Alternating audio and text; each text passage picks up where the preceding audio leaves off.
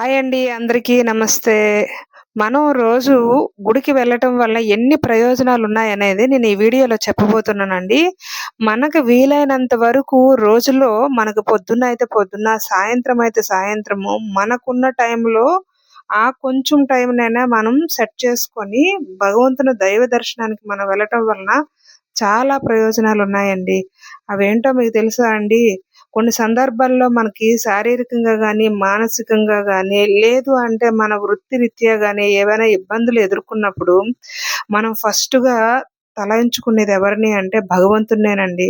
కాబట్టి మనకు వీలైనంత వరకు మనకున్న టైంలో కొంచెం భగవంతుని కోసం టైం స్పెండ్ చేయడం చాలా అవసరమండి. సో, నేనైతే రోజువారీ కార్యక్రమంలో భాగంగానే నాకున్న టైంలో నేను భగవంతుని కోసం నేను సాయంత్రం పూట అనేది ఒక 10 నిమిషాలైనా, ఒక అర్ధగంట అయినా భగవంతుని దైవ దర్శనం చేసుకోవడానికి ఇలా టెంపుల్‌కొస్తానండి. నాకు ఈ టెంపుల్‌కొచ్చినప్పుడు మనసు ప్రశాంతంగా ఉంటదండి. ఎందుకంటే ఈ టెంపుల్‌కొస్తే మొత్తం భగవంతులందరినీ ఇక్కడే దర్శనం చేసుకున్నంత ఫీలింగ్ వస్తదండి.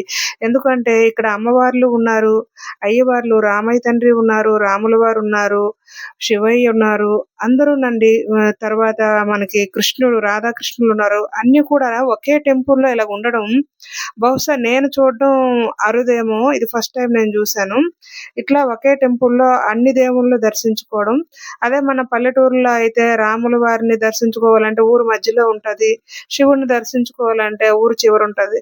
అలా కాకుండా మేముండే ప్లేస్‌లో ఇట్లా అన్ని భగవంతుడు దైవ దర్శనాలు కూడా ఒకే టెంపుల్‌లో చాలా చక్కగా మనం దైవ దర్శనం చేసుకోవచ్చండి.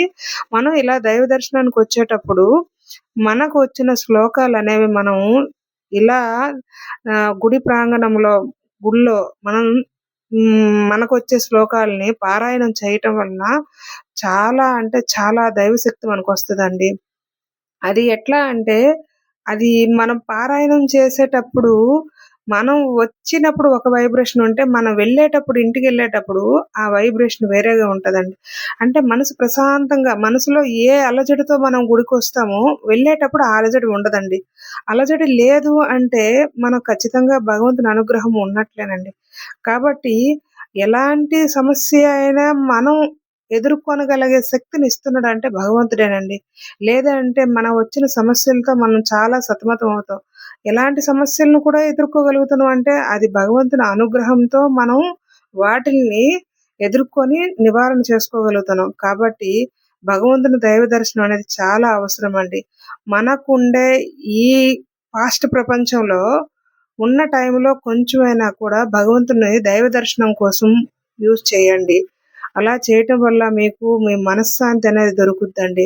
మనకుండే సమస్యలు కూడాను నెరవేరుతాయో లేవో తెలీదు గానీ, వాటిల్ని మనం ఎదుర్కొనే శక్తి మనకి కలుగుద్దండి. సో, నేనైతే డైలీ ఇలా భగవంతుని దైవ దర్శనానికొస్తానండి. నా వీడియో మీకు నచ్చినట్లయితే లైక్ చేయండి, సబ్స్క్రైబ్ చేసుకోండి, పక్కనే ఉన్న బెల్ ఐకాన్‌ని క్లిక్ చేయండి.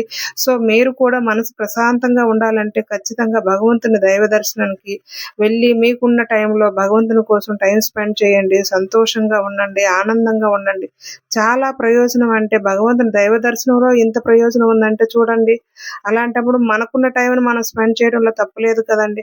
కాబట్టి ఉన్న టైంననేది భగవంతుని కోసం మనం వాడటానికి ప్రయత్నం చేయండి. మీ యొక్క సంకల్పాన్ని నెరవేర్చుకోండి. ఆయురారోగ్యంగా ఉండండి. నేనైతే ఇలా భగవంతుని దైవ దర్శనం చేసుకుంటానండి. సో, నాకెంతో సంతోషంగా ఉంది. కాబట్టి మీకు ఈ వీడియో